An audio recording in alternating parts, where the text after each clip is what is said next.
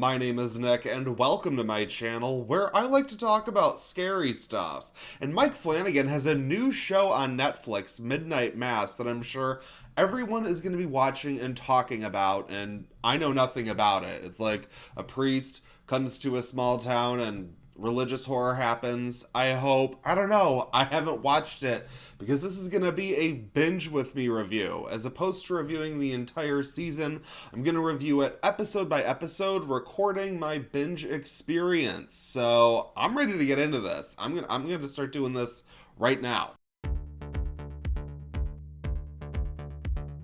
Okay, episode 1. So let me just say right off the bat that this will be a full spoiler review because I'm going to be talking about the show all the way through. But episode 1 was a simple introductory episode. The show, basically what I can grasp now as far as what the show is about, we have our main character, Riley Flynn, played by Zach Gilford, who I've always enjoyed, so I'm glad to see him leading this series. But we see him in the very beginning, he has gotten into a drunk driving accident and he has killed a teen girl. Very sad. And so he ends up going to jail, prison, I guess, for 4 years. And as he gets out, he heads back to his hometown, this small island community where his parents live, this seemingly very religious small island community. And it's basically, like, here's what I'm getting out of this show. It's basically a Stephen King miniseries not made by Stephen King. I'm loving it. I love it. I swear. I'm so here for this. I grew up on all of the Stephen King miniseries that would play on TV. Oddly enough, like Desperation, which I'm pretty sure Annabeth Gish was in, and she's in Midnight Mass. That can't be a coincidence. It certainly cannot be. But as far as story is concerned, we see him come back to this again. Small island community. It sounds kind of cute, but looks awful. This place is so tiny, everyone just walks everywhere. Like, there's no need for cars. It's that tiny. But our basic setup is that he has some obvious tensions within his family because of his past, his mistakes, but there is some religious tension because he is not a man of God, and the whole community seems very Catholic, I guess. This is the thing that I have to say going in. A lot is going over my head because I'm just not into religion at all. I am agnostic. So it's kind of fun sometimes to like take this sort of outsider's perspective and watch things about religion. It can be interesting.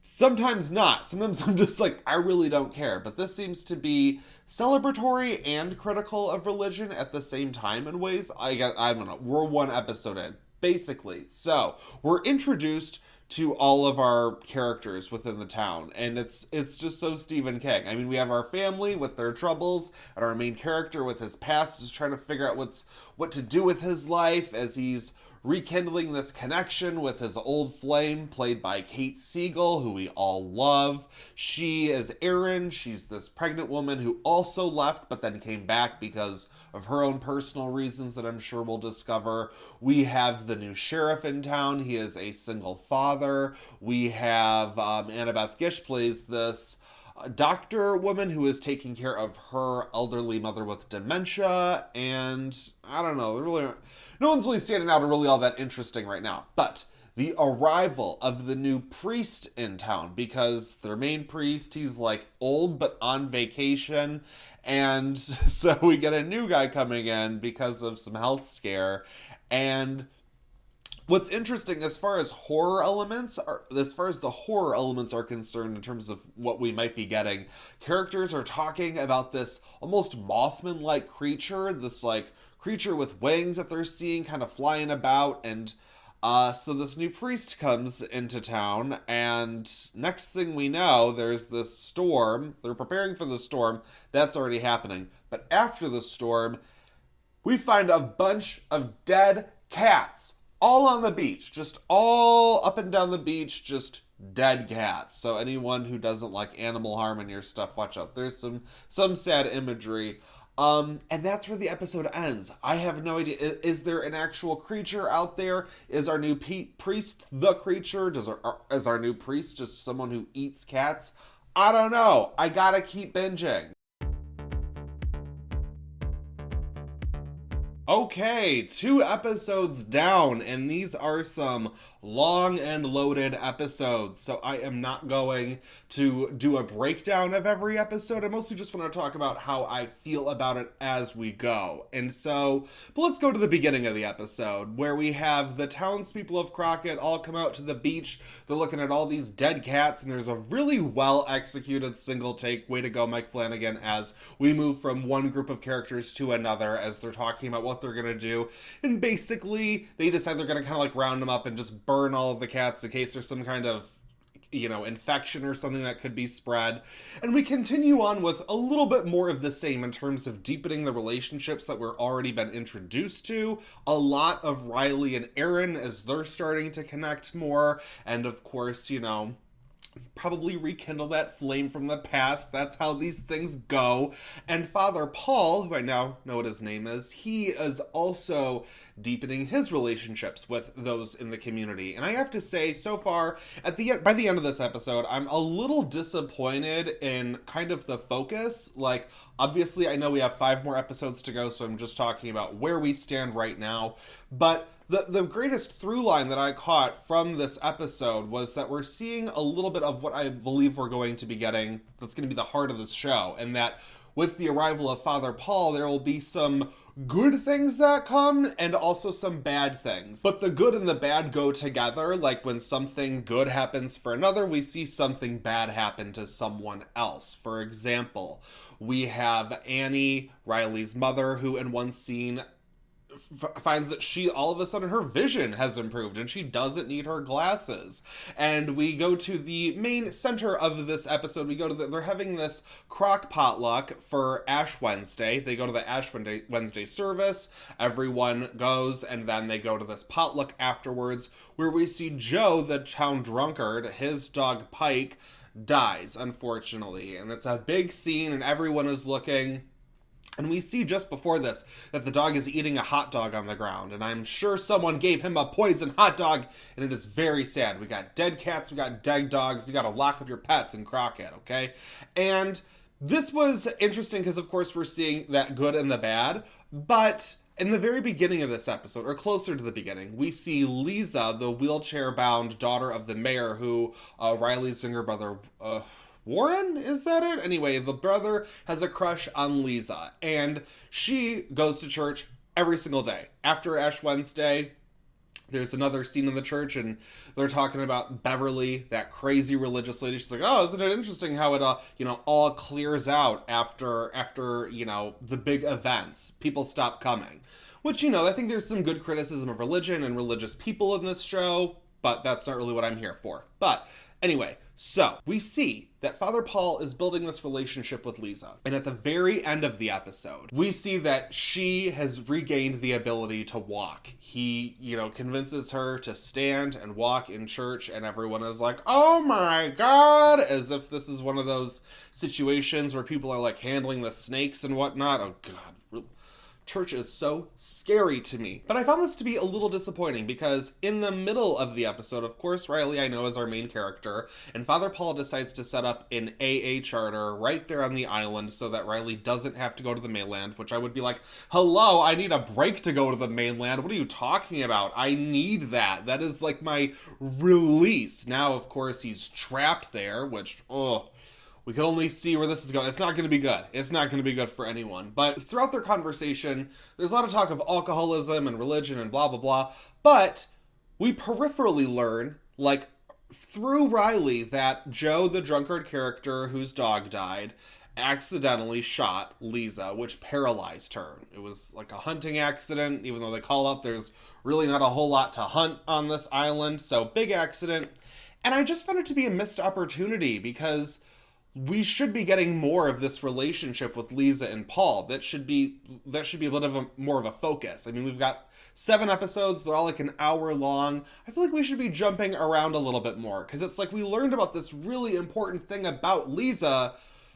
She wasn't even in the room. And then we kind of just have like a scene with her in the beginning and a scene with her at the end. And that's really it. And I just don't think it connects the way it's supposed to.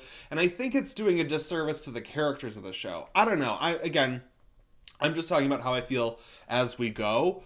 Also, I'm not gonna lie. no offense to Hamish Linklater, who plays Father Paul, because I think he's a good actor. I've seen him in plenty of things, and I think he can easily play a creep just as well as he can play a hero. He's definitely versatile, and I think that's important for a character like this. But I'm also just getting the sense that this character, Father Paul, is supposed to be like a bigger character, a little bit more larger than life, a little bit more warm, like someone you can really connect to, someone who just like draws you in, you know, someone who kind of like pulls you under their spell, and then they do the bad things to you. And because we know he's got to be a villain, he's got to be a villain in one form or another. And I'm just not buying it. Like, I'm just not into Father Paul. I feel like his scenes with his sermons should be really powerful and connecting, and they just aren't for me. Again, I will admit that because I am very distanced from Catholicism, I think there's a lot that I'm just like, I feel like you're mentioning things that sound religious to me that I'm sure have this sort of meaning, but I don't know personally. So, I mean, I don't know. There could be some stuff I'm missing. I'm totally open to that. But more importantly, what's very interesting, we get to see some POV aerial shots of something flying over the island. It lands in this house, and it ends up sucking up some guy. I don't remember who the guy is. I think it's the drug dealer, but doesn't really matter. Some guy gets sucked into a house. I am hoping we get a bird creature. I want a bird creature. That is what I am being pushed towards, so that's what I want. Anyway, this is how I feel about episode 2 so far. I'm ready to get back into it. I'm loving this binge. Again, I've needed a good binge. I'm just going into this knowing it's a Mike Flanagan property. I expect it to be more of a drama. I'm just really interested to see. Okay, here's my problem. It's slow, and that's fine. I just feel like we're spending so much time on like Aaron and Riley without really going anywhere. It's like, I get it. Your mom was an alcoholic. That sucked. I get it. You used to be an alcoholic, and that sucked. It's like, we're kind of sitting still when I feel like we have so much time that we could be spending progressing a little bit more. But again, we're only on episode 2. So let's jump into episode 3 and then see how I feel afterwards. Well, that definitely got me back on board. Episode 3, easily the best episode so far. Oh my god, there were some really good scenes. This episode was very well written. Okay, so let's talk about it. In the very beginning, first we see Father Paul doing confession, I guess, to himself, talking about, we see like sort of a flashback story of Monsignor Pruitt, who is in Jerusalem, I got right? I don't know. But I caught a fun cameo from Mike Flanagan. I'm pretty sure that was him. But that was good. I was like, that's very Stephen King of you. So what's really happening is we go back to from the end of 2. Everyone is obsessed with Lisa at the church. They're like, oh my god, she's walking. Everyone wants a piece of this magic. They are all over Father Paul. I like this. This is like, it's like spreading about the town.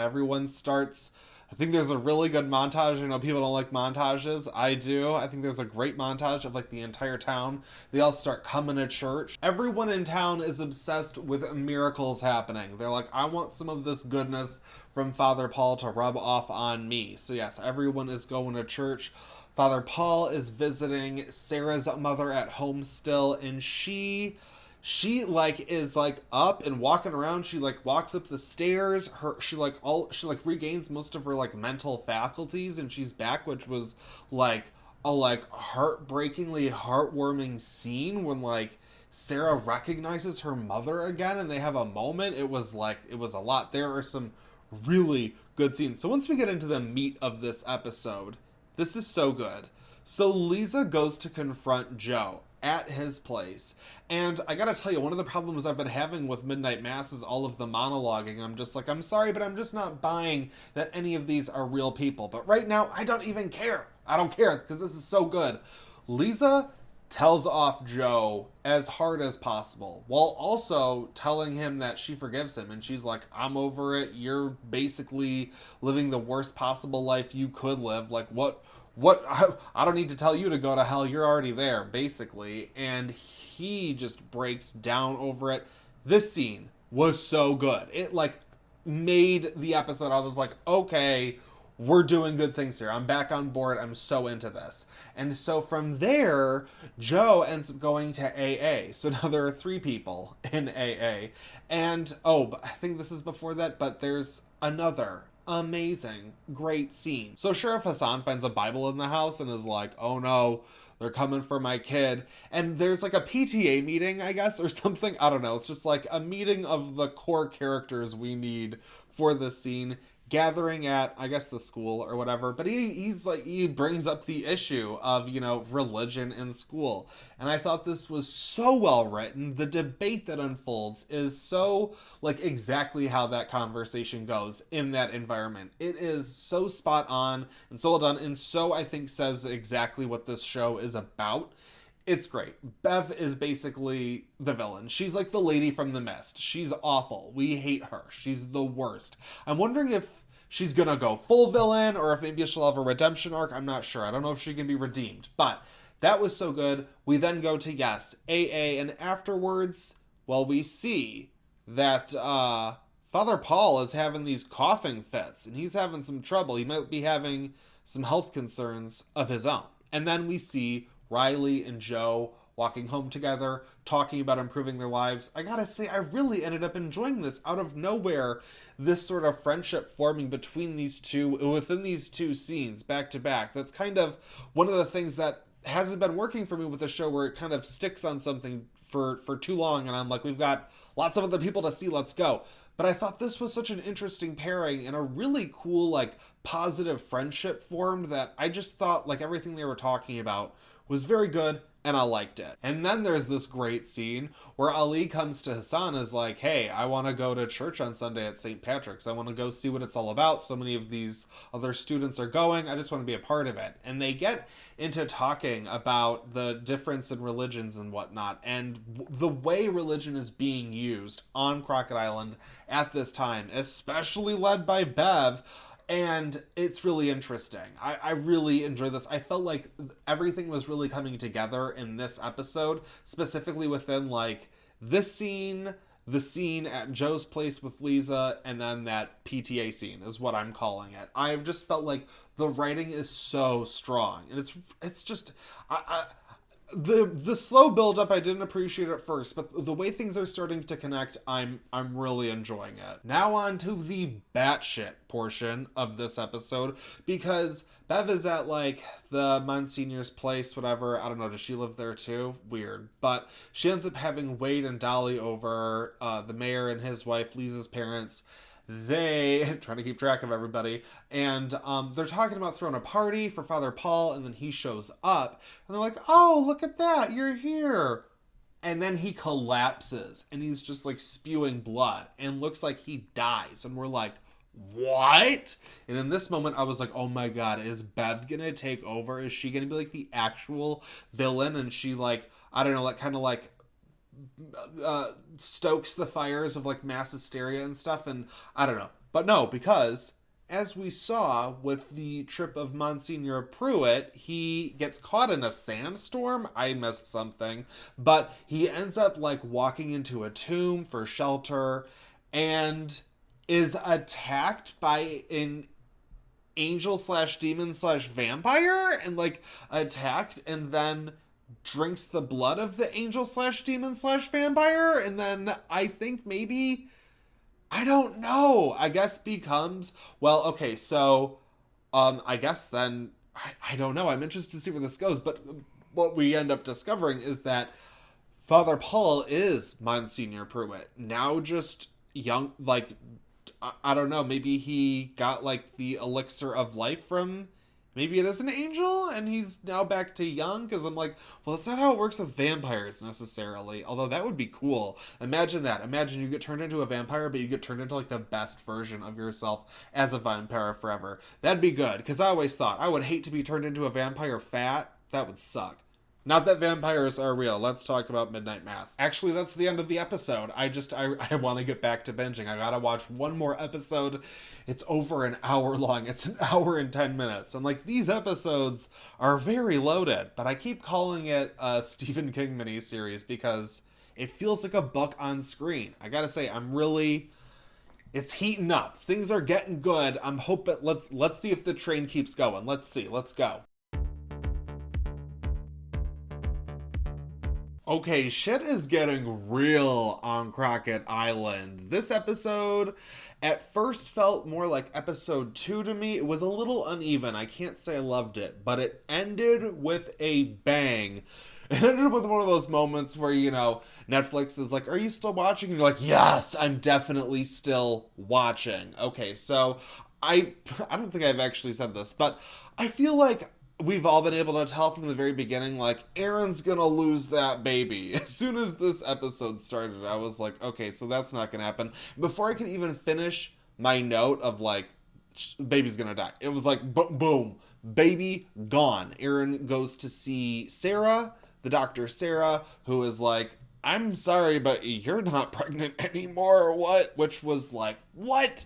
And I have to say, as like, I almost thought, oh no, don't do that. That's almost like too sad and like, I don't know. Like it just, I don't know if it really felt right. But what's so interesting is that this baby shouldn't just lose it. I was thinking there's going to be some forces to cause a miscarriage. No, the baby vanishes like from within, and there's like no signs that she was ever pregnant. She goes and sees a doctor on the mainland who is like, I'm sorry, you're lying. You should see someone in the psych department. And I think that was a really interesting way to do it. I don't know if we'll get any answers to this. I have a feeling we won't, but still interesting. Well done. Liked that. Another thing I liked was that right off the bat, we see that Bev and Wade, and I'm assuming Dolly and Sturge, great name, know that Father Paul is Monsignor Pruitt. Like, because the last episode ended with that as sort of like, oh my gosh, boom, big reveal. I like that we immediately, at least some of the characters, are aware of this, and this isn't just something that the audience knows. And I should have seen this coming, but I'm just gonna keep calling him Father Paul, because I like that. Father Paul, the vampire. He is a vampire. We see him kind of like burn his arm in sunlight as light is coming through the window. He has a conversation with Beverly where he's like, listen, I'm too sick. I've got the vampirism. I can't do mass. And she... Gosh, Beverly is so awful, but like in such an orchestrated way, you just like can't help but like love to hate her. I found it funny because I've been thinking this from the very beginning, and I don't think I've said it at all, which is like, what am I even doing this for? I'm supposed to be tracking my thoughts, but I have felt like this is Mike Flanagan's Salem's Lot, which is cool because, like, also, yeah, do your own version. But also, I wish he was doing the new Salem's Lot movie, but hey, I've been criticizing him for being way too Stephen King, so this is probably better. But, oh... Can you imagine? That'd be good. But I have to say, as far as vampire rules go, I've never liked the idea of a vampire feeding off of themselves. Like, I don't know, something about being all, like, undead and stuff. I'm just like, I feel like you would just, like... I don't know, your blood just isn't good, like it shouldn't work. I don't know, I don't like it. It just, for some reason, I find it stupid. And Father Paul discovers that he's thirsting for blood by feeding on himself. And I was like, okay. Another thing that I really did not like is that, this is a double nitpick. Two things happen that just in a row that I'm like, normally I forgive it and it's whatever, but just because it's like two in a row, I'm like, So, first off, I don't like when someone dies by like falling over and like hitting their head on the side of a counter or something. It's like, yeah, I'm sure, that those accidents happen. I'm not saying that's unrealistic. It's definitely realistic. It's just that I feel like it's a cheap way to kill someone. It's just like, really like an easy, they slipped. Too bad.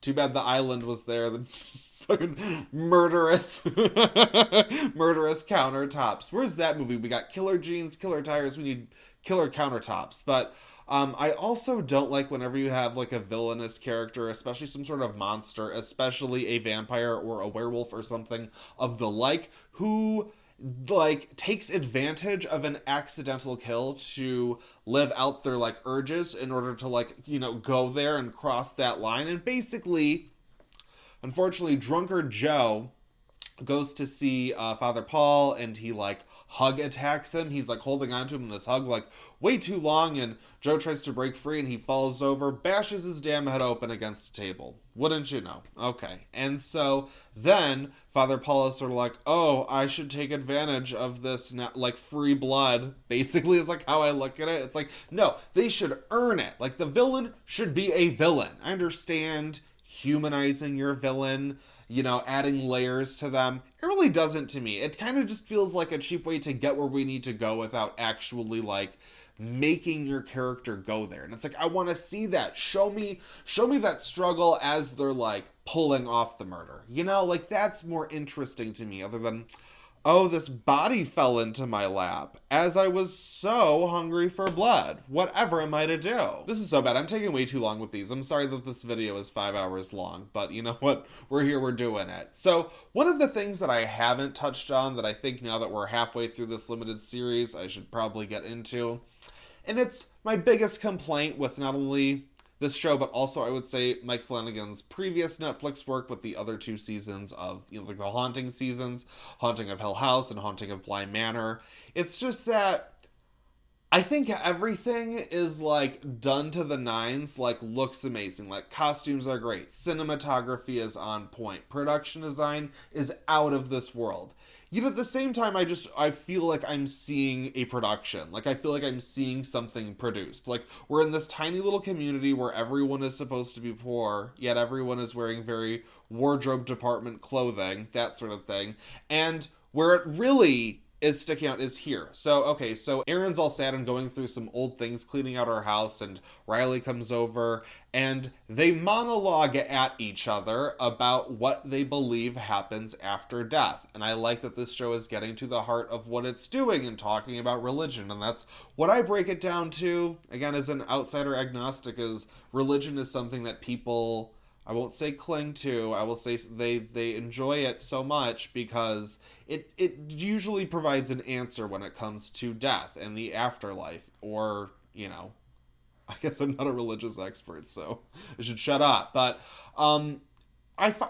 yes, I enjoy so much of this, like, to an extent, I would say. As far as the complaint, it's like what keeps this show or the other shows at being like a 4 out of 5 as opposed to a 5 out of 5. Just because it's like, I don't believe these are people. I don't believe that there's no immersion for me. It's like, I feel like I am watching a story being told to me, and I enjoy it. Again, for, like, everything is done in a top-notch way that I actually enjoy and am entertained by. It's just, like, just a notch below, like, where it could be so great. But again, maybe, that's just me. Then things get crazy, though, because Father Paul cannot do mass, and Beverly sees this and finds the body. She convinces Wade and Sturge to get rid of it, and then she kind of goes and orchestrates church and then tries to clean up Father Paul, who later gets it together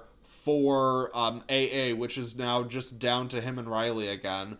But it's interesting, obviously, how quickly Bev jumps to just being like, yeah, no, we can just, like, cover up a murder because, church. I have to mention, I think that Hassan right now, the sheriff, is one of the most well-rounded characters. I like that we're picking up his storyline at least a little bit in this episode, and the fact that, Ollie, his son, he wants to go to St. Patrick's to experience it for the sake of it. And, I find it interesting where it lets him know how critical he is, but he doesn't stop him. He doesn't, like, completely, ground him and be like, no, not at all. And I found it to be actually nuanced. The way he was like, I don't want to tell you not to do this, but also, like, what's going on here is not what you're looking for. Like, this is all messed up, And also, I like that we're pretty much addressing openly that miraculous things are happening. Annie is talking with Riley at one point and being like, all of this good stuff has happened and things are looking up. I actually really liked her little monologue there when she was talking about living on this island as if they were stranded there. Like, what, the Swiss Family Robinson, was it, I think? I just watched this. This is so bad. My memory. But I really like that idea, like, the discussion of that, of, like, help had come. Like, as if they weren't stranded on an island now, it was their home. And I thought that was interesting. But This is where it gets crazy. And Riley's walking around and he sees Paul, I think, by the rec center, or I think he's just walking to it. Well, first off, Father Paul is in the rec center, freaking out, and we see the vampire demon angel thing. I guess it's just a vampire, right?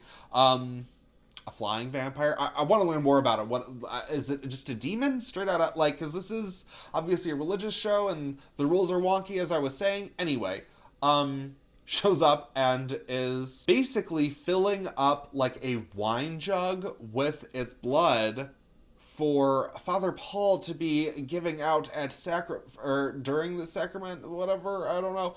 But I just find it interesting because this whole time he's been giving them demon and or vampire blood, and that's what's I want to see this explored. I want to see what's really happening here. But this thing is creepy. Like when he comes walking in, it's like, ooh, like seems like a mix of like the Creeper from Jeepers Creepers and Freddy Krueger. And I was just like, ooh.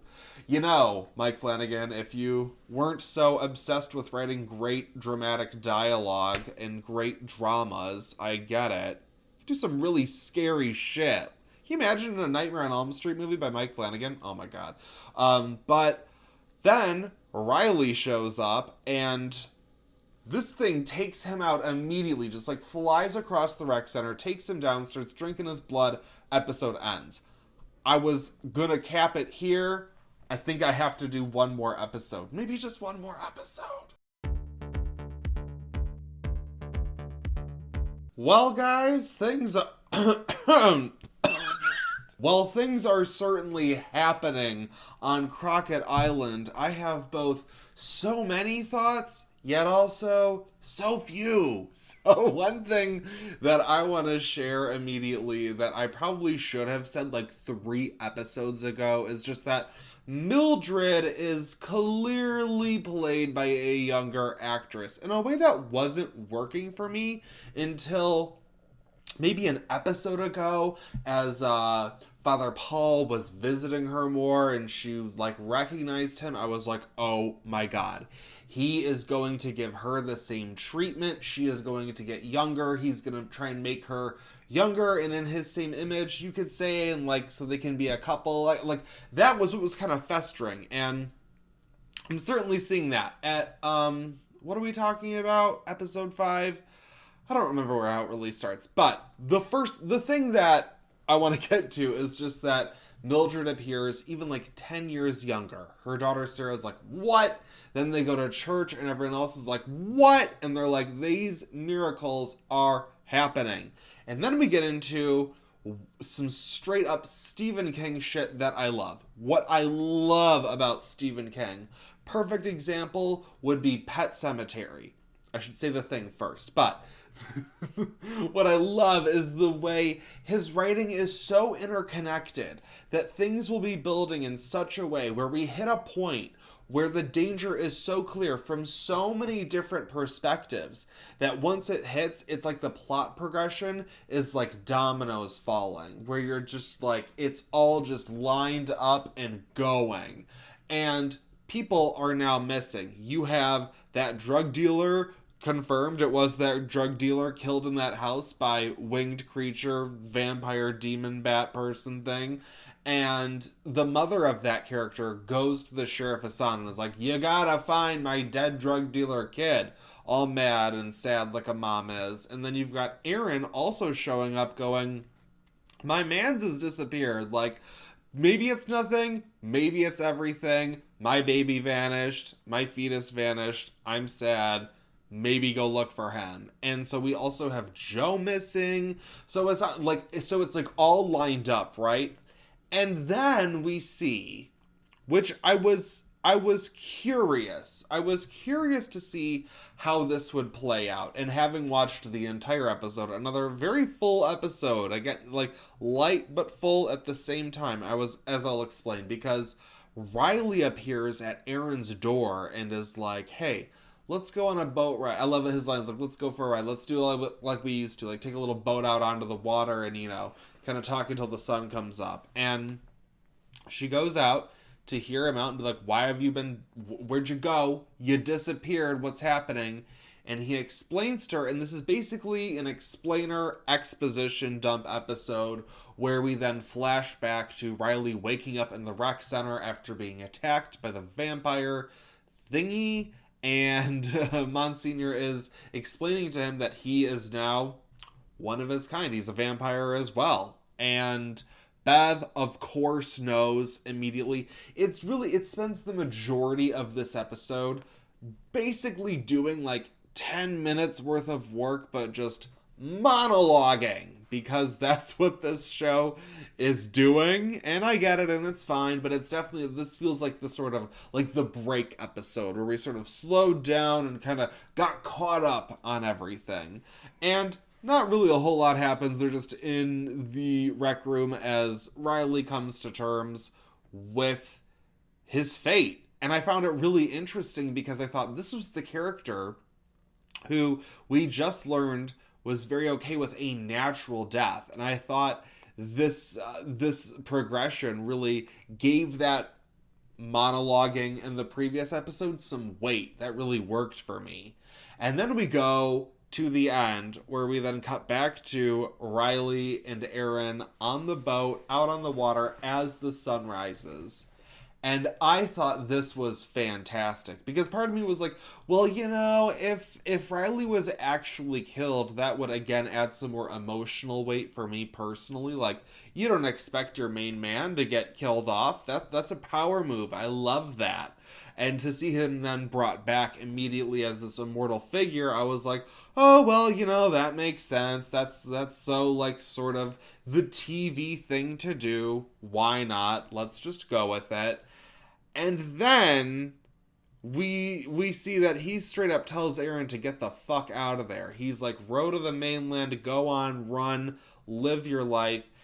And the episode ends with basically suicide by sunlight, as he has this final vision. I haven't touched on this at all because it just felt like a straight up Mike Flanagan-ism, as Riley has been haunted by the spirit of the girl that he killed in his drunk driving accident in the very beginning. And I was very like, yeah, okay, here are the horror elements to keep us satisfied with these lame jump scares. But as things play, again, it has some weight as it plays out, because as the sun rises, he has this final vision of her, not all messed up, but almost as if like a spirit welcoming him into the afterlife. I don't want to believe that, but I will for this. And then, so much like the ending of Saint Maud, where it's like beautiful for a moment, and then bam, not at all. He's just burning up on this boat, and Erin is screaming her lungs out, and it's so sad, and I'm just like, ugh. But yeah, kind of just a bleak explainer exposition dump episode, in my opinion, that happened to be bookended with, I think, some powerful stuff. But these last two episodes, I think, are set up very nicely to really, I'm excited. Let's do it. I think I may be done for the day, but I'll be back tomorrow to finish Midnight Mass. Okay, it is day 2 of binging Midnight Mass, and we are almost done. And I was not expecting this episode to be as explosive as it was, but I'm really enjoying this show. This was such a perfect pre-Halloween limited series to have. I gotta tell you, I'm very critical of Netflix, but when they do it right, they do it right. So this episode begins with Erin still on the boat after Riley has just burnt to a crisp in front of her. She's real sad. It's very sad. She goes to Sarah, the doctor, and basically tells her what's up. And she's like, yeah, that is crazy. You know what else is crazy? The fact that everyone's blood seems to be burning in sunlight. And this is one thing that I don't love, especially because I don't really know what it's going to mean for the entirety of the show. But they begin talking about there being some sort of like rare blood disease and trying to find sort of a medical answer for what's going on. And it just seems out of place to me, just in terms, like the whole show seems to be about I guess you could say angels and demons. So, like, the idea of, like, now trying to have some sort of medical answer, it just doesn't, I don't really think it's needed. I don't really think that's going to go anywhere. And so, I don't know. Just didn't care for this section. This was really just, again, more character work, setting up the dominoes to fall for later in the episode. And I gotta say, as much as I love Alex Esso and was just very forgiving of, you know, her playing this this old woman, the longer it's going on, the more ridiculous it kind of looks. And also, since I'm spoiling any things and Mildred does not make it to the end of the episode, it seems odd to me to cast someone who was in, like, their 30s when they probably should have cast someone in their, like, 50s or 60s, because Mildred doesn't age down that much. She maybe gets to her 50s. So it just seems like an odd choice, and I really like Alex Esso, but I feel bad for her. Like, I appreciate that Mike Flanagan is giving her the work, but a lot of people gave her shit for her, you know, performance of basically trying to recreate Shelley Duvall's performance in The Shining when she was in Doctor Sleep, and I thought she did great, and now here, I'm like, I feel bad. These are roles that are just, like, could go either way and are hard to pull off, and I just want more work for Alex Esso, okay? So Sarah ends up going to Hassan to talk to him to be like, hey, you might want to do some digging into St. Patrick's because you're, like, the sheriff. And I've already complained about the monologuing, and this was one that I just unfortunately felt like was so out of place, because Hassan ends up talking about how he got to the island, how he chose to be here, and the racism that he has experienced. And it just felt like a little late to be having this conversation. Like, oh, now in episode 6, we're going to talk about, like, the first thing I think we would assume about this character in his position, especially since we've gotten plenty of hints and we know how these people on this island work. It just felt like, I don't know, it was odd because it seemed like a delay, like a reason for Hassan to not actually do some digging into St. Patrick's. And I'm not exactly sure what convinced him, aside from, like, the power going out, but he ends up going there anyway with the rest of the town for the Easter vigil. So I don't know. It felt like a little too late, and also out of place and convenient for what the writing needed for this episode. Again, first half of this episode just felt like character work, kind of like we were spinning our wheels until we get to the stuff. And this episode is, what was it called? Acts of the Apostles, which is perfect because we've seen the group that has formed around the Monsignor, who was clearly willing to do whatever for their faith. We have Dolly, Wade, Sturge, Bev. That's really it. But we see Sarah, Mildred, and Aaron, they kind of go hoping to get on a ferry and get the hell off this island when all of a sudden they're both gone. Both of the ferries are in for repairs, and we see Sturge totally tampering with boats as they're like, okay, clearly there's no way off this island. Then they turn the power out. Things aren't going good, but people are pretty much forced to this vigil, or I would say they're pushed towards this vigil, and this is so effective. From this point on to the end of the episode, it is such a great sequence of events. The way this is so good, seeing, like, everyone in the town with their candles, like, singing and marching towards the church, like they're marching towards the slaughterhouse. I was just like, this is gonna be a bloodbath, and I wasn't sure how hard it was gonna go, and it did it all. I loved it. So basically what happens, obviously you should have seen it, of course, but I thought they were just gonna poison everyone.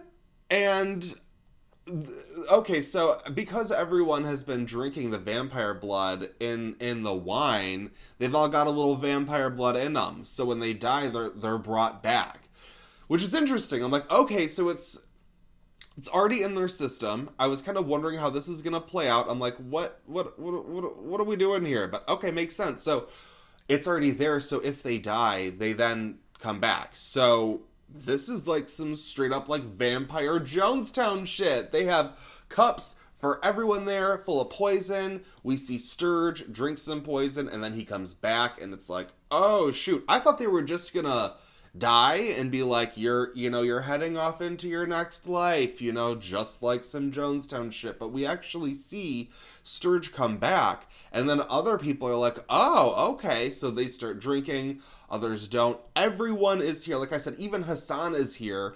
Aaron, Mildred, and Sarah, they're all like, we're not going, but they end up going. And I'm assuming just so they don't look out of place, don't become suspicious. And, oh my god, it is a bloodbath. It's crazy. You've got these people turning into vampires. The few people who didn't drink become victims. And I think they even come back too. Because that's what happened to Riley. He was pretty much fed on by that vampire, but then he came back. So anyway, our small group of people, we have Aaron, Lisa, Hassan, I don't know, they all run out. Ed ends up dying in the shuffle of all this. He ends up being drained by the vampires, and Annie's running away, and it's like, oh, how sad. Oh, that's how it works. That's how it works. Sorry. Then there's this great moment where they run into the back, and Bev is kind of I don't know, maybe blocking their way out. And then Aaron, because she grabbed Hassan's gun and is still holding on to it, you think he would take that back. But I love it. She shoots Bev in the chest, and then they get the hell out of there. And then later, Bev rises. She walks back into the church, and Monsignor is kind of getting it back together, and all of these people in the church are rising, and it was just insane. I'm like, this is so good. This is so good. I was kind of thinking maybe this would be the ending we sort of lead to in the last episode. So now that this is hit, I'm really excited for this last episode. We've got one more hour of Midnight Mass, and I'm so interested to see how this ends. Well, guys, we made it all the way through Midnight Mass. So, okay, I just finished watching the last episode. It's all wrapped up. It's done. I'm like, where are my notes? Where did we even begin with this episode? In the very beginning, we kick off with Mildred, now in her youngest, most beautiful, most Alex Esso state. She, comes to life after having been attacked by the angel vampire. And I'm like, okay, I get it. You finally did the thing where you made Alex Esso. So I think her casting was justified. I think she did have the right role. I kind of wish I saw her in a different role, and they did cast someone maybe a little more age appropriate, and then also a younger actress for the younger version. But whatever, it doesn't matter. There's so much more to talk about. Let's just get into the bloodbath taking place on Crockett Island. So we have our main group of characters with Lisa, Warren, Aaron, Hassan, Annie, whatever. They run away from the church as people are then turning into vampires and running around the island, turning everyone else into vampires. And so our characters gather at Sarah, that was another one. So they go to Sarah's house, and they're trying to figure out a plan. Great jump scare as a Molotov cocktail comes flying through the window, burns up the house. We've got Bev and Sturge outside. They're just burning down houses. This has really gotten out of hand, guys. And so Annie sacrifices herself in order to let the others, get a few extra minutes to escape out a window. And it's not really a sacrifice because Annie already has some of the vampire blood in her. So she's attacked by Sturge and Bev. Well, actually, no. She slits her own throat. To distract them, and then they become distracted even more by the blood, and they just start feasting on her. But later she comes back, and she's, I guess I wouldn't say she's fine. She's a vampire, but it's not really a sacrifice. And let me just say this, because this is where it really hit on sort of a disappointing level for me on this last episode. It can be difficult. It can be tricky. When you're playing with a monster, a classic monster like a vampire, there are certain rules in place that I think they obviously should be malleable, but I think we all have our own versions of what we like out of a vampire or a werewolf or a such and such. And for me, as I spoke before, I don't really like the vampires feeding on themselves. I don't even think they should have blood, or at least drinkable blood. It should be frozen in their veins, in my opinion. And I don't like the idea of pretty much, I get it. everyone on the island, everyone who came to church at least, or for the most part, they like had some of that blood in them. So just by nature of being killed, they then come back. I get that, and I do think it's clever in a way. I just don't personally like it. Like, I feel like there should be food and then the vampires. Like, some people should just be killed after they've been drained of blood, and instead they just hop right back up, and it's like, I don't really feel like we lost anyone. You know, it just doesn't really have that impact.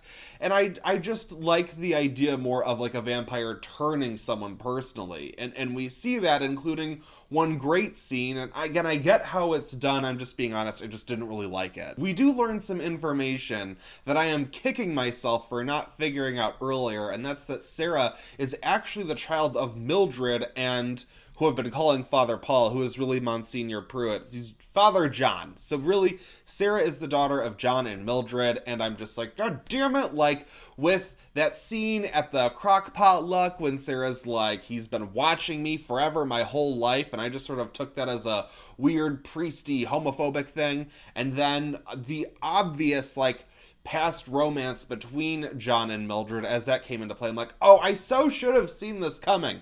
But I enjoyed it. I like that. I thought it added some depth to both of those otherwise kind of boring characters. So we got Sturge and Bev running around the island, throwing Molotov cocktails like this is fucking dead island. And they're burning down most of the island, but planning on keeping like the church and the rec center. But we've got Aaron, Sarah, and Hassan who go off to the boats. They go to the marina and they start burning down the boats, which I don't know how you fucking burn boats, but I mean, I get it. It's fire, it ruins shit. Makes sense enough for me. By the time we get to the end, I realize so much of this show has been about Bev, who from the very beginning I've been like, she is so gonna be like the real big bad. It's very Stephen King. It's always the crazy religious lady who is the one you really gotta fear, you know, the Karen. You gotta watch out for the Karen more than anything. More than the angel vampire, it's always the Karen. So then we see Sarah's about to burn down the church, and John sees her and kind of has a conversation, or is about to have a conversation, like, I've always loved you, blah, blah, blah. And then she gets shot by Sturge, and she goes down.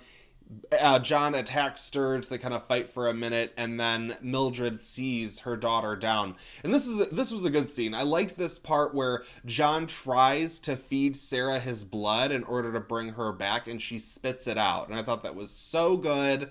And it's kind of this like sad little moment for them where they decide to pick up her body and take her to this little bridge that she always loved as a girl, and that's where they know, and they sort of resign themselves to just die by the sunrise, as everyone is about to on Crockett Island, because they burned down the church.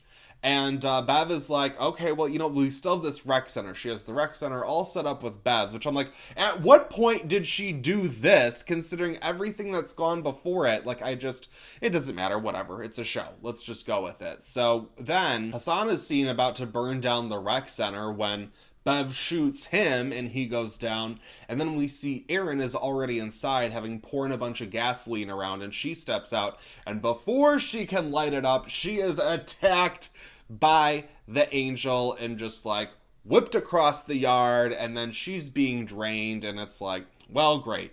But then Ali steps up, he grabs the lighter, and he burns the place down. And everyone at this point is basically fucked. Like, I thought this was so good. Like, I get it. The way it all, like, builds up to this, like, it is so good. This is all about people. Clearly the vampirism is being used as, like, a sort of way to talk about people who are blindly following their faith, and, you know, they think they can burn out what they want of life, and then turns out they start a fire that cannot be put out, even though obviously some other characters started other fires. But still, what I'm saying is, the fact that they sort of push so far that they end up burning down their entire home, this entire island, and they are left defenseless without any shelter when the sun rises. And as far as the writing coming back around, I did like as Erin is being attacked by the angel, she has this knife and she slices up its wings, calling back to the conversation she was having with Riley, talking about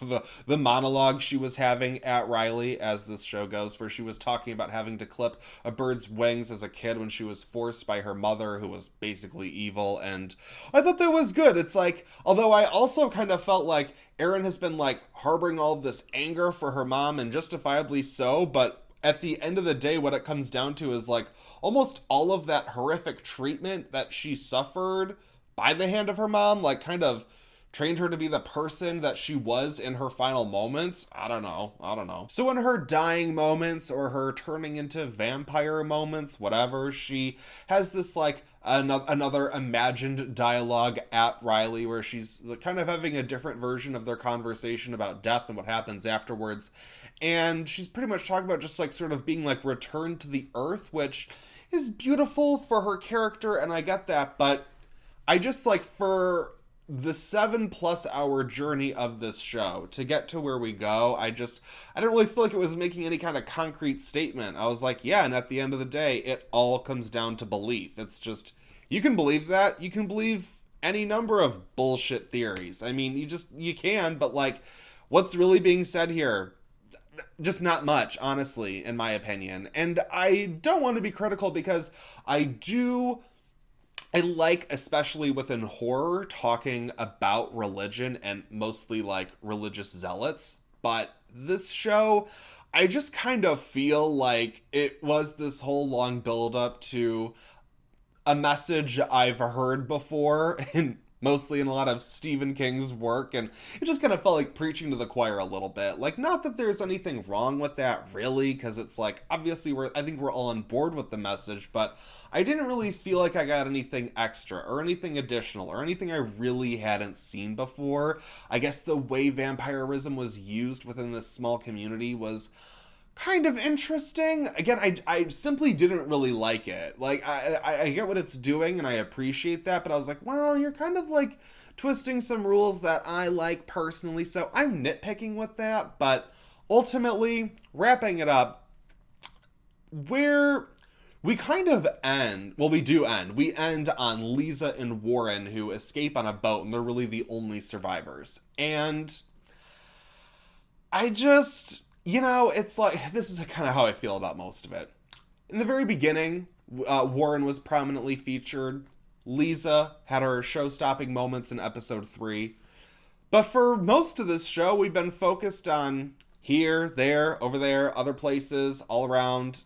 I just felt like I wanted a bit more of a through line that worked for me personally. Like, I wish we focused a little bit more on Warren and Lisa. I wanted to see more of that. It's kind of like off to the side, and there's something to be said about like kind of our surviving characters being the ones that we're just kind of left with. Like, I really liked that Riley was killed off. But at the end of the day, I just feel like so much of this story was about Bev and how she's just evil, and how we peel back the layers of that evil, and there's still just more evil. And again, it's just kind of a message I didn't really need to hear in a story I feel like I've seen before. Overall, I found this to be a very well produced show, but as I complained about earlier, I just felt like I was watching a production, and ultimately that never really changed. I never really hit that immersion level that I was hoping for, and I just kind of felt like I saw the through lines for each character, and then they just happened, and it's like, oh, cool, that was Midnight Mass. Good for everyone involved. Fun times. As for the concept, I'm going to give this a 3.5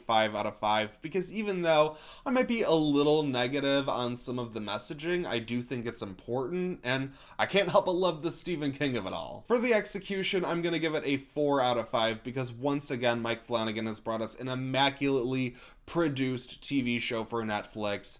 It just, again, never really hit that immersion level that really would have made this perfect for me. And for the entertainment value, I'm gonna give it a 3 out of 5. I have to say I was on board. I was clicking next on each episode. I've finished this in, I would say, 30 hours or less, so it definitely kept me on board. But again, I wouldn't return to this. I wouldn't binge it again, but I would recommend it. As for my personal grade, I'm gonna give Midnight Mass a 3.5 out of 5. What did you guys think of this show? Did you binge it? Did you love it? Did you hate it? Did you stop watching?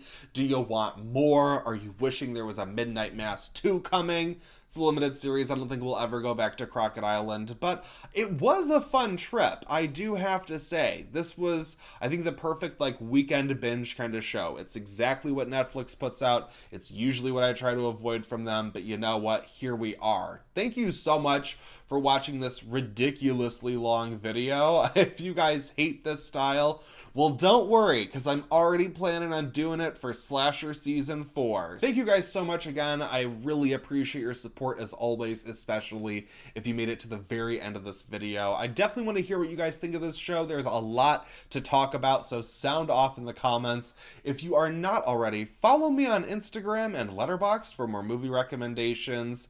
That's it for this video, but I won't stop you from watching another.